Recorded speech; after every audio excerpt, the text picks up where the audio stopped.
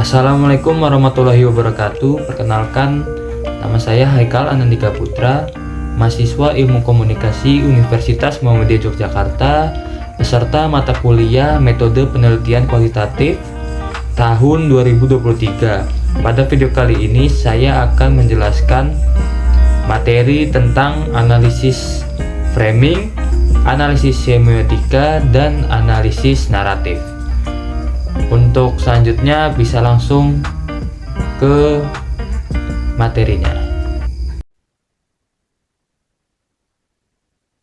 Oke, selanjutnya di sini ada analisis framing.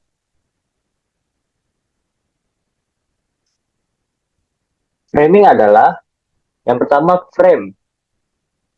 Frame yaitu cara bercerita hasil konstruksi makna peristiwa-peristiwa yang berkaitan dengan objek suatu wacana. Lalu framing yaitu interaksi media framing dan individual framing. Jadi yang pertama, setiap media memiliki kebijakan redaksional yang menentukan berita seperti apa yang akan ditampilkan ke publik. Lalu yang kedua, kebijakan diambil berdasarkan dari ideologi media. Ada dua ideologi media. Yang pertama, jurnalisme damai dan jurnalisme hijau. Yang ketiga itu kebijakan berdasarkan kepentingan. Lalu selanjutnya kepentingan dapat dilihat dengan menganalisa pemberitaan media. Selanjutnya pemberitaan media inilah yang mempengaruhi komunikasi politik.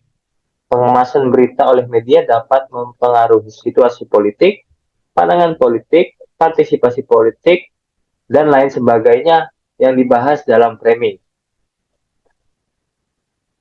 Lalu analisis framing adalah salah satu metode analisis teks yang berada dalam kategori paradigma konstruktivis.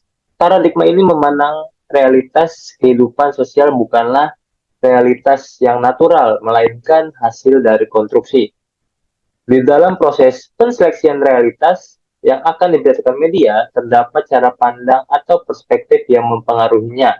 Perspektif tersebut mempengaruhi sebuah media dalam menentukan fakta yang diambil, bagaimana yang ditonjolkan atau dihilangkan dari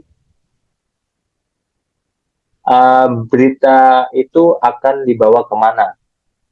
Lalu di sini ada selection itu memilah, dan silence itu menonjol.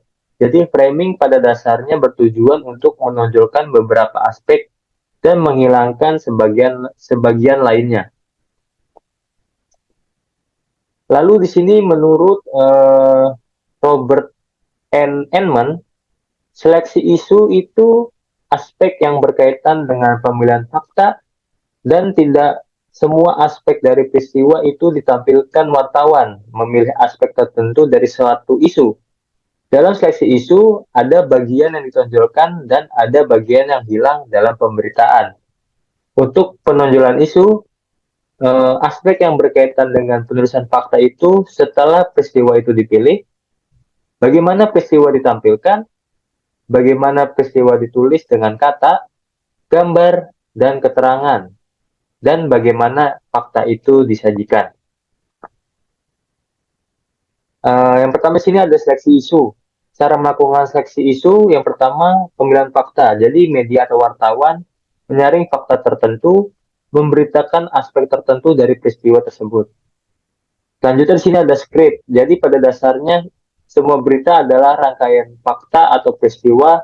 Satu fakta dan fakta lainnya dihubungkan dari konteks dan keterangan oleh wartawan, sehingga peristiwa ini dapat dipahami oleh khalayak. Analisis skrip berita berkaitan dengan bagaimana peristiwa satu dan peristiwa lainnya dirangkai oleh media. Nah, di situ ada skrip 1, 2, 3. Jadi, skrip ini dengan judul keputusan penundaan RKUHP, latar belakang RKUHP pro kontra sejumlah pasal RKUHP, penolakan pengesahan RKUHP oleh masyarakat. Di situ ada 3 skrip. Oke, selanjutnya penonjolan isu. Cara penonjolan isu itu dapat dilakukan ada 3 cara ya. Yang pertama itu pemilihan narasumber, lalu yang kedua itu pemakaian kosakata, dan yang terakhir itu penggunaan gambar atau grafis foto. Yang bertujuan itu bisa memperkuat kesan atau pemahaman halayak. Di sini kita bisa lihat contoh penonjolan isu. Yang pertama, pemberitaan penundaan pengesahan RKUHP. Jadi di situ ada narasumber. Narasumbernya itu dari kalangan LSM, pemerintah, anggota DPR, dan tokoh masyarakat. Dan di situ terdapat fotonya ya. Dan ada juga contoh yang terakhir, pemberitaan di surat kabar harian Serambi, Kompas, dan Republika dalam mengemas berita yang berbeda-beda. Jadi Kompas dan Republika itu memilih pandangan dan frame yang berbeda dalam melihat masalah dan operasi darurat militer atau DOM di bumi Cut Nyadin. Melalui skema dan konsep framing dalam teks berita menyimpulkan jenis pemberitaan Kompas dan jenis pemberitaan Kompas dan Republika itu berbeda. Yang pertama di sini ada pemberitaan Kompas. Jadi pemberitaan Kompas itu adalah jurnalisme perang, dan sementara Republika itu melakukan jurnalisme damai. Jadi itu adalah analisis framing, dan selanjutnya ada analisis semiotika. Selanjutnya yang kedua ada analisis semiotika. Jadi analisis semiotika itu yang pertama pengkajian tanda-tanda atau yang bisa disebut dengan the study of science. Sistem yang memandang entitas-entitas tertentu sebagai tanda-tanda atau sebagai sesuatu yang bermakna menurut buku Budiman tahun 2011 halaman 3. Prinsip dasar semiotika. Jadi semiotika itu diperkenalkan oleh Ferdinand de Saussure. Selanjutnya di sini ada launch dan parol. Untuk yang launch itu adalah sistem kode yang diketahui oleh semua anggota masyarakat, pemakai bahasa, seolah-olah kode-kode tersebut telah disepakati bersama di masa lalu dan di antara pemakai bahasa. Untuk launch itu bersifat abstrak, dan parol adalah penggunaan bahasa secara individual. Secara implisit dapat dipahami bahwa launch dan parol itu beroposisi, tetapi sekaligus juga launch dan parol itu saling bergantung. Selanjutnya di sini ada signify atau petanda dan signifiant, yaitu penanda. Jadi makna itu muncul ketika ada hubungan yang bersifat asosiatif antara yang ditandai atau signifier dan penanda, yaitu signifier. Relasi yang tidak terpisahkan seperti dua sisi pada koin antara makna atau yang ditandai dengan citra, suara, atau penanda.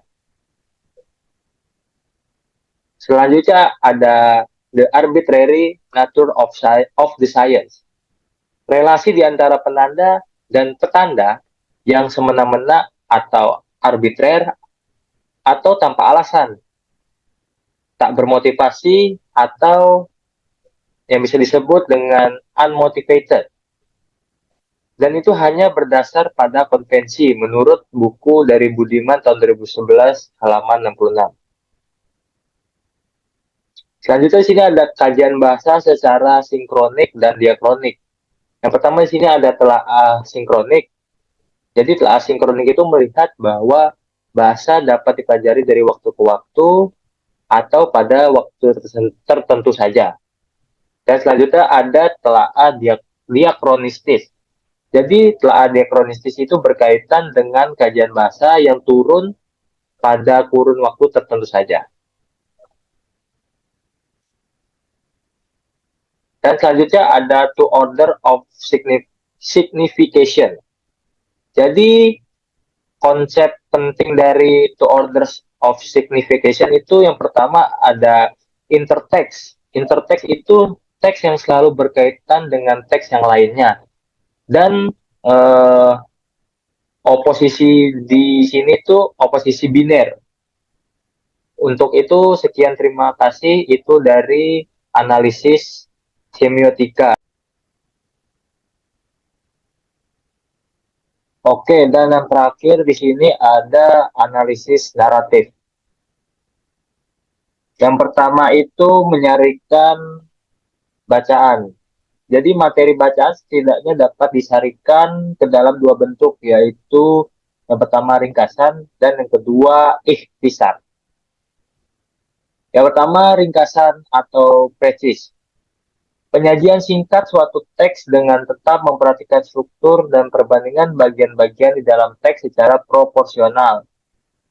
Ringkasan berarti memangkas bagian-bagian yang tidak terlalu penting di dalam teks namun tetap mempertahankan esensi dan struktur teks. Contoh, yang pertama, 3.000 orang warga berdesakan untuk mendapatkan angpau sebesar 50.000 setiap orang. Yang kedua, petugas kepolisian berjumlah 200 personil dan kewalahan mengatur arus warga. Yang ketiga, 2 orang warga tewas terinjak-injak dalam 30 lainnya luka-luka. Dan yang terakhir, panitia memberi angpau diperiksa kepolisian. Selanjutnya itu ikhtisar atau sumari. Penulisan pokok-pokok gagasan di dalam teks boleh disajikan secara acak, tidak mengikuti struktur di dalam teks, dan menggunakan kosakata kita sendiri namun tidak mengubah tema teks tersebut. Fungsi ikhtisar adalah menyajikan garis besar hal yang dituliskan di dalam teks, dan ikhtisar lebih bebas dibandingkan ringkasan. Contohnya, sebanyak 2 jiwa melayang dan 30 lainnya luka-luka ketika 3.000 orang warga berdesak-desakan demi mendapatkan angpau sebesar 50.000 untuk setiap orangnya. Dalam kejadian ini, 200 personil kepolisian kewalahan mengatur warga yang antri. Imbas dari kejadian ini, kepolisian akhirnya memberikan panitia dan pihak pemberi angpau diperiksa kepolisian. Lalu selanjutnya ada analisis naratif. Jadi analisis naratif itu adalah suatu teknik analisa terhadap teks yang memiliki muatan cerita atau narasi. Teks naratif itu ditandai oleh adanya tokoh beserta perannya, plot, dan setting. Ingat struktur cerpen. Dan analisa naratif ini memungkinkan pembaca untuk menggali, menyikapi, dan mengulas struktur narasi di dalam teks tersebut. Dan analisis naratif ini adalah satu langkah awal memahami teks untuk kemudian diinterpretasikan. Dan analisis naratif ini memungkinkan teks berbicara.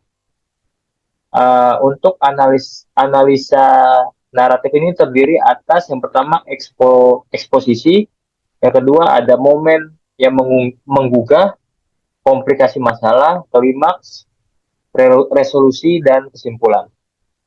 Yang pertama ada eksposisi. Eksposisi itu merupakan bagian-bagian teks yang memperkenalkan tokoh-tokoh, latar, waktu, dan plot yang ada pada sebuah teks, khususnya pada karya sastra. Yang kedua ada momen yang menggugah. Momen yang menggugah atau menarik adalah sebuah kejadian yang menarik pembaca untuk melanjutkan ketertarikannya membaca karya sastra. Momen yang menggugah biasanya sudah bermuatan masalah dan biasanya di tengah atau di awal teks. Selanjutnya ada komplikasi masalah. Komplikasi masalah adalah kelanjutan dari momen yang menggugah sebelumnya itu, dan komplikasi terjadi ketika masalah yang muncul mulai tumbuh dan membesar. Komplikasi masalah terjadi ketika ada usaha untuk menyelesaikan persoalan, terjadi sebuah atau lebih kejadian lain yang mempersulit untuk menyelesaikan persoalan tersebut. Selanjutnya ada titik puncak atau klimaks. Jadi klimaks itu adalah sebuah titik posisi kulminasi tertinggi subjek dalam menghadapi masalah. Dan klimaks itu menandai puncak masalahnya yang membutuhkan penyelesaian. Dan yang terakhir ada kesimpulan. Kesimpulan itu merupakan sebuah usaha untuk mengungkapkan sebuah pesan yang terdapat pada kisah secara keseluruhan. Untuk itu terima kasih. Itu presentasi dari saya, kurang lebihnya mohon maaf. Wassalamualaikum warahmatullahi wabarakatuh.